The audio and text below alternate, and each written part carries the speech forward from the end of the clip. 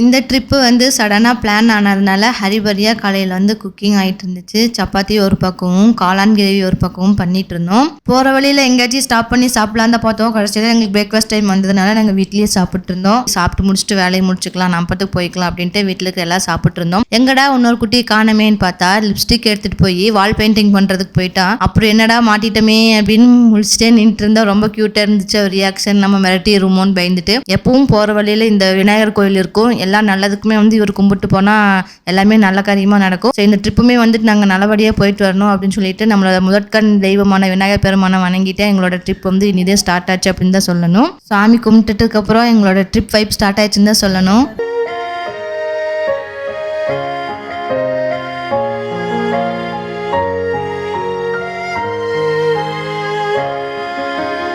என்ன trip plan பண்ணோம், எங்கெங்கே ஸ்பாட்டுக்கெல்லாம் போனோம், எங்கெல்லாம் என்ஜாய் பண்ணோம் அப்படிங்கிறது எல்லாமே அப்கமிங் வீடியோஸில் வந்துட்டே இருக்குது. பார்த்து என்ஜாய் பண்ணுங்கள். மீண்டும் அடுத்த வீடியோவில் சந்திப்போம். பாய்.